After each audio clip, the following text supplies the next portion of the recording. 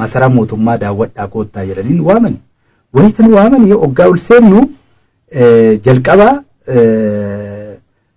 wanni kan Oromoo ganda Oromoo jedhamee hojjetametu odaa jedhamee kan hojjetame giingoo baaskeetboolii fakkaatu. Manni Oromoo jedhamee kan warra kaan irraa hojjetame laastikiin kan irratti maxxanfame mana laastikii addunyaati kan ciccituudhaan ni beeki. Innaa isa kanatu kun immoo mana Oromoo agarsiisuuf filosoofii kamiin hojjetame kuni yennaan lakki hojjetame bakka nu dhiisa haasaan barbaannu jedhan warri nu faana turan iyyaan ture achi keessatti jechuudha. Ammas immoo gara keessaatti hoggaa seennu waa'ee irreechaatu dhiyaate waa'ee irreechaa wanni tokko tattaa'ee jira. Isa keessatti maaltu jira irra gubbaarra alaabaa Habashaa diimaa salumuutti sana irra kaa'ameera. Jaranaa kanarraa namni irreeffatu jala Oromoodha.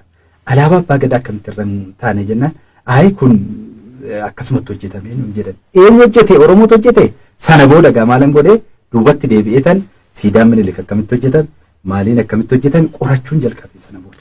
Duubatti deebi'een isuma qorachiisu sanaan waan gaariitu hojjettanii siidaan mililik kana eessatti hojjetamee dhufeen jedheen biyya Jaappaanitti hojjetamee dhufee naan jedhan. Maalirraa hojjetamee jennaan seem ka jedhamu wanni baay'ee qaalii ta'e irraa hojjetamee kun birrii doolaara miiliyoona meeqatti ba'ee hojjetamee of eeggannoodhaan dhufee jedhe.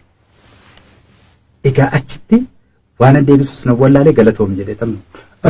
Achirratti muummicha ministeeraa muummee biyyattii tanaa wanni ta'e achi dhaqeef yoo Oromoo tahee achi dhaqee ummata hunda bakka bu'uu danda'u qaba.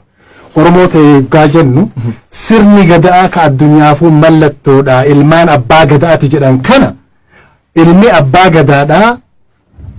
gadaadhaatii fi haadha siinqee bokkuu fi siinqee masaraa keessatti akka qajeellotti mul'atu sandaretti tufaamuun haatu dhaabbachuu qaba. Bakka siidaan mililik jiru siidaan abbaa gadaadhaa guddaan irra caalee argamu qaba jechuudha. Seenaa madaa qabnaa beekiga. Siida sanbira dhaabbachuu qaba. Siida kaan akkana goona akkas goonaa miti dubbiin. Namtichi mililik jedhamu kun yakka duguuggaa shanyii ilma namaa asirratti hojjetee jira jedhee dhaloonni akka baratuuf. Ani balleessaa akkas godhaa jedhee hin deeggamu. Namni waan hamaa dalage jenesaayitii uummata irratti raawwate nama kana dhaloota bara. Erga bartan booda isinillee fakkaata akkanaa taatanii jenesaayitiin hojjetina duguuggaa shanyii ilma namaa hin godhina. Kun immoo duudhaa sirna gadaadhaa abbaa gadaa mallattoo Oromummaa ka Oromoo san handhuura Oromiyaadha akkas ta'uu qaba.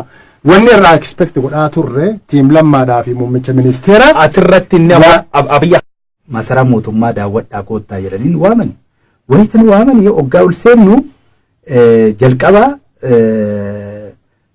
wanni kan Oromoo ganda Oromoo jedhamee hojjetametu odaa jedhamee kan hojjetame giingoo baaskeetboolii fakkaatu. Manni Oromoo jedhamee kan warra kaan irraa hojjetame laastikiin kan irratti maxxanfame mana laastikii addunyaati kan ciccituudhaan ni beeki.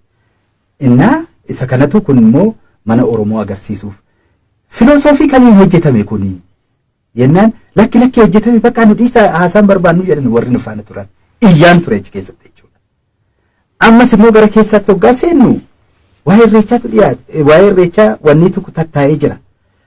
Isa keessatti maaltu jira irra gubbaarra alaabaa Habashaa diimaa salumuutti sana irra kaa'ameera. Jaranaa kanarraa namni irreeffatu jala Oromoodha.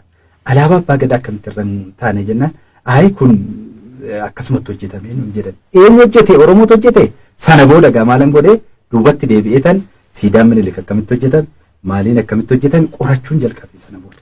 Duubatti deebi'een isuma qorachiisu sanaan waan gaariitu hojjettanii siidaan mililik kana eessatti hojjetamee dhufeen jedheen biyya Jaappaanitti hojjetamee dhufee naan jedhan. Maalirraa hojjetamee jennaan seem ka jedhamu wanni baay'ee qaalii ta'e irraa hojjetamee kun birrii doolaara miiliyoona meeqatti ba'ee hojjetamee of eeggannoodhaan dhufee jedhe. Egaa achitti waan deebisuus na wallaalee galatoom jedhee tamma.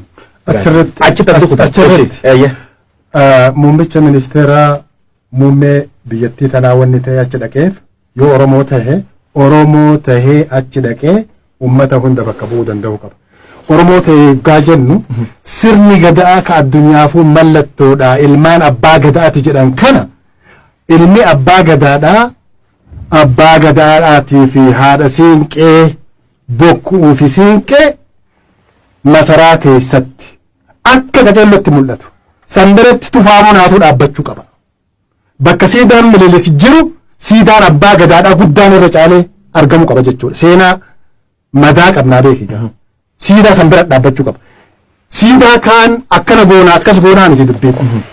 Namtichi mililik jedhamu kun yakka duguuggaa sanyii ilma namaa asirratti hojjetee jira jedhee dhaloonni akka baratuuf. Ani balleessaa akkas godhaa jedhee hin deeggamu. Namni waan hamaa dalage jenesaayitii ummata irratti raawwate nama kana dhaloota bara. Erga bartan booda isinillee fakkaata akkanaa taatanii jenesaayitii hin hojjetina. Duguuggaa sanyii ilma namaa hin godhina.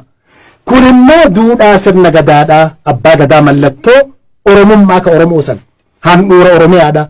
Akkas ta'uu qaba. Wanni irraa expect godhaa turre tiim lammaadhaa fi muummicha ministeera asirratti inni abiyya